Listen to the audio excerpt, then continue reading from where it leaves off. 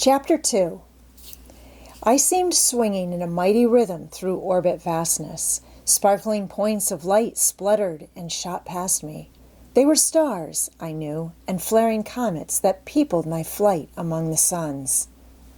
As I reached the limit of my swing and prepared to rush back on the counterswing, a great gong struck and thundered. For an immeasurable period, lapped in the rippling of placid centuries, I enjoyed and pondered my tremendous flight. But a change came over the face of the dream, for a dream I told myself it must be. My rhythm grew shorter and shorter. I was jerked from swing to counterswing with irritating haste. I could scarcely catch my breath, so fiercely was I impelled through the heavens. The gong thundered more frequently and more furiously. I grew to await it with a nameless dread. Then it seemed as though I were being dragged over rasping sands, white and hot in the sun. This gave place to a sense of intolerable anguish. My skin was scorching in the torment of fire. The gong clanged and knelled. The sparkling points of light flashed past me in an interminable stream as though the whole sidereal system were dropping into the void. I gasped, caught my breath painfully, and opened my eyes. 2 men were kneeling beside me, working over me. My mighty rhythm was the lift and forward plunge of a ship on the sea. The terrific gong was a frying pan hanging on the wall that rattled and clattered with each leap of the ship. The rasping, scorching sands were a man's hard hands chafing my naked chest. I squirmed under the pain of it and half lifted my head. My chest was raw and red, and I could see tiny blood globules starting through the torn and inflamed cuticle. "That'll do, Janssen," one of the men said. "Can't you see you've bloomin' well rubbed all the gent's skin orf?" The man addressed as Janssen, a man of the heavy Scandinavian type, ceased chafing me and arose awkwardly to his feet. The man who had spoken to him was clearly a Cockney, with the clean lines and weakly pretty, almost effeminate face of the man who has absorbed the sound of bow bells with his mother's milk. A bedraggled muslin cap on his head and a dirty gunny sack about his slim hips proclaimed him cook of the decidedly dirty ship's galley in which I found myself. "And how are you feeling now, sir?" he asked with a subservient smirk which comes only of generations of tip-seeking ancestors. For reply, I twisted weakly into a sitting posture and was helped by Janssen to my feet. The rattle and bang of the frying pan was grating horribly on my nerves. I could not collect my thoughts, clutching the woodwork of the galley for support, and I confess, the grease with which it was scummed put my teeth on edge. I reached across a hot cooking range to the offending utensil, unhooked it, and wedged it securely into the coal box. The cook grinned at my exhibition of nerves and thrust into my hand a steaming mug with an "'Ere, this'll do you good." It was a nauseous mess, ship's coffee, but the heat of it was revivifying. Between gulps of the molten stuff, I glanced down at my raw and bleeding chest and turned to the Scandinavian. "Thank you, Mr. Janssen," I said, "but don't you think your measures were rather heroic?" It was because he understood the reproof of my action rather than of my words that he held up his palm for inspection. It was remarkably calloused. I passed my hand over the horny projections, and my teeth went on edge once more from the horrible rasping sensation produced. "My name is Johnson, not Janssen," he said, in very good, though slow English, with no more than a shade of accent to it. There was mild protest in his pale blue eyes, and withal a timid frankness and manliness that quite won me to him. "Thank you, Mr. Johnson," I corrected, and reached out my hand for his. He hesitated, awkward and bashful, shifted his weight from one leg to the other, then blunderingly gripped my hand in a hearty shake. "Have you any dry clothes I may put on?" I asked the cook. "Yes, sir," he answered, with cheerful alacrity. "I'll run down and take a look over my kit, if you've no objections, sir, to wearing my things." He dived out of the galley door, or glided rather, with a swiftness and smoothness of gait that struck me as being not so much cat-like as oily. In fact, this oiliness or greasiness, as I was later to learn, was probably the most salient expression of his personality. "And where am I?" I asked Johnson, whom I took, and rightly, to be one of the sailors. "What vessel is this, and where is she bound?" "Off the Farallones, heading about southwest," he answered, slowly and methodically, as though groping for his best English, and rigidly observing the order of my queries. "The schooner, Ghost, bound seal hunting to Japan." "And who is the captain? I must see him as soon as I am dressed." Johnson looked puzzled and embarrassed. He hesitated while he groped in his vocabulary and framed a complete answer. "The captain is Wolf Larson, or so men call him. I never heard his other name. But you better speak soft with him. He is mad this morning.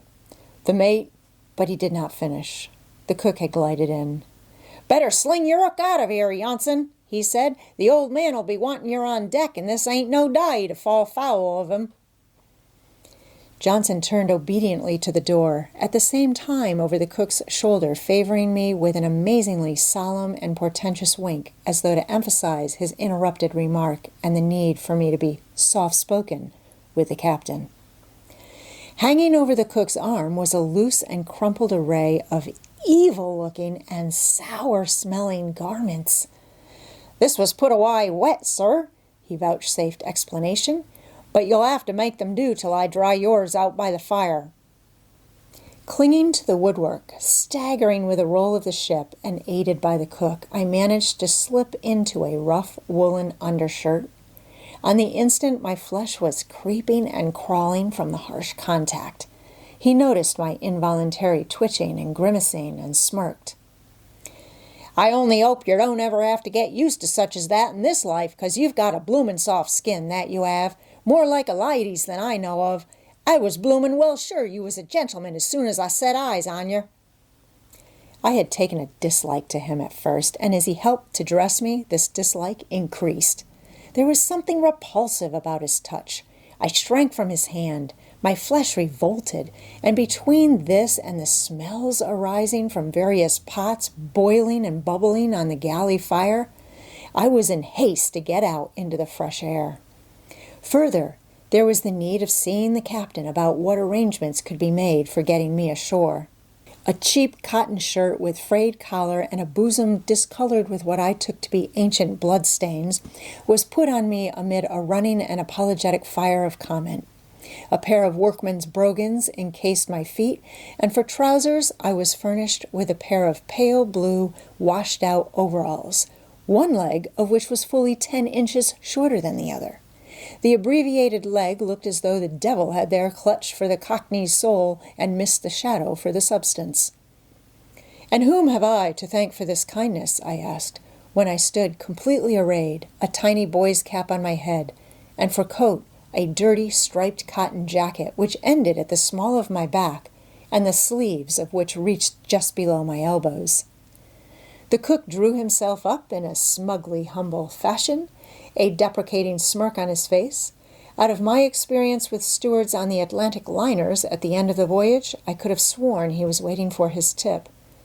From my fuller knowledge of the creature, I now know that the posture was unconscious, and hereditary servility, no doubt, was responsible. "Mugridge, sir," he fawned, his effeminate features running into a greasy smile. "Thomas Mugridge, sir, and at your service." "All right, Thomas," I said. "I shall not forget you when my clothes are dry." A soft light suffused his face, and his eyes glistened as though somewhere in the deeps of his being his ancestors had quickened and stirred with dim memories of tips received in former lives. "Thank you, sir," he said, very gratefully and very humbly indeed. Precisely in the way that the door slid back, he slid aside, and I stepped out on deck. I was still weak from my prolonged immersion. A puff of wind caught me, and I staggered across the moving deck to a corner of the cabin to which I clung for support. The schooner, Heeled over far out from the perpendicular, was bowing and plunging into the long Pacific roll. If she were heading southwest, as Johnson had said, the wind, then, I calculated, was blowing nearly from the south. The fog was gone, and in its place the sun sparkled crisply on the surface of the water. I turned to the east, where I knew California must lie, but could see nothing save low-lying fog banks. The same fog, doubtless, that had brought about the disaster to the Martinez and placed me in my present situation. To the north, and not far away, a group of naked rocks thrust above the sea, on one of which I could distinguish a lighthouse. In the southwest, and almost in our course, I saw the pyramidal loom of some vessel's sails. Having completed my survey of the horizon, I turned to my more immediate surroundings. My first thought was that a man who had come through a collision and rubbed shoulders with death merited more attention than I received. Beyond a sailor at the wheel who stared curiously across the top of the cabin, I attracted no notice whatever. Everybody seemed interested in what was going on amidships. There, on a hatch, a large man was lying on his back. He was fully clothed, though his shirt was ripped open in front. Nothing was to be seen of his chest, however, for it was covered with a mass of black hair, in appearance like the furry coat of a dog. His face and neck were hidden beneath a black beard, intershot with gray, which would have been stiff and bushy had it not been limp and draggled and dripping with water. His eyes were closed, and he was apparently unconscious, but his mouth was wide open, his breast heaving as though from suffocation as he labored noisily for breath. A sailor, from time to time, and quite methodically as a matter of routine, dropped a canvas bucket into the ocean at the end of a rope, hauled it in hand over hand, and sluiced its contents over the prostrate man. Pacing back and forth the length of the hatchways and savagely chewing the end of a cigar was the man whose casual glance had rescued me from the sea. His height was probably 5 feet 10 inches, or 10.5, but my first impression or feel of the man was not of this, but of his strength. And yet, while he was of massive build, with broad shoulders and deep chest, I could not characterize his strength as massive. It was what might be termed a sinewy, knotty strength of the kind we ascribe to lean and wiry men, but which in him, because of his heavy build, partook more of the enlarged gorilla order. Not that in appearance he seemed in the least gorilla-like. What I am striving to express is the strength itself, more as a thing apart from his physical semblance. It was a strength we are wont to associate with things primitive, with wild animals, and the creatures we imagine our tree-dwelling prototypes to have been. A strength savage, ferocious, alive in itself, the essence of life, in that it is the potency of motion, the elemental stuff itself out of which the many forms of life have been molded. In short, that which writhes in the body of a snake when the head is cut off, and the snake as a snake is dead, or which lingers in the shapeless lump of turtle meat and recoils and quivers from the prod of a finger. Such was the impression of strength I gathered from this man who paced up and down. He was firmly planted on his legs. His feet struck the deck squarely and with surety. Every movement of a muscle, from the heave of the shoulders to the tightening of the lips about the cigar, was decisive, and seemed to come out of a strength that was excessive and overwhelming. In fact, though this strength pervaded every action of his, it seemed but the advertisement of a greater strength that lurked within, that lay dormant and no more than stirred from time to time, but which might arouse, at any moment, terrible and compelling, like the rage of a lion or the wrath of a storm. The cook stuck his head out of the galley door and grinned encouragingly at me, at the same time jerking his thumb in the direction of the man who paced up and down by the hatchway. Thus I was given to understand that he was the captain, the old man in the cook's vernacular, the individual whom I must interview and put to the trouble of somehow getting me ashore. I had half started forward to get over with what I was certain would be a stormy 5 minutes, when a more violent, suffocating paroxysm seized the unfortunate person who was lying on his back. He wrenched and writhed about convulsively, the chin with the damp black beard pointed higher in the air as the back muscles stiffened and the chest swelled in an unconscious and instinctive effort to get more air. Under the whiskers, and all unseen, I knew that the skin was taking on a purplish hue. The captain, or Wolf Larson as men called him, ceased pacing and gazed down at the dying man. So fierce had this final struggle become that the sailor paused in the act of flinging more water over him and stared curiously, the canvas bucket partly tilted and dripping its contents to the deck. The dying man beat a tattoo on the hatch with his heels, straightened out his legs, and stiffened in one great tense effort, and rolled his head from side to side. Then the muscles relaxed, the head stopped rolling, and a sigh as of profound relief floated upward from his lips. The jaw dropped, the upper lip lifted, and 2 rows of tobacco-discolored teeth appeared. It seemed as though his features had frozen into a diabolical grin at the world he had left and outwitted. Then a most surprising thing occurred. The captain broke loose upon the dead man like a thunderclap. Oaths rolled from his lips in a continuous stream, and they were not namby-pamby oaths or mere expressions of indecency. Each word was a blasphemy, and there were many words. They crisped and crackled like electric sparks. I had never heard anything like it in my life, nor could I have conceived it possible. With a turn for literary expression myself, and a penchant for forcible figures and phrases, I appreciated, as no other listener, I dare say, the peculiar vividness and strength and absolute blasphemy of his metaphors. The cause of it all, as near as I could make out, was that the man who was mate had gone on a debauch before leaving San Francisco, and then had the poor taste to die at the beginning of the voyage and leave Wolf Larson short-handed. It should be unnecessary to state, at least to my friends, that I was shocked. Oaths and vile language of any sort had always been repellent to me.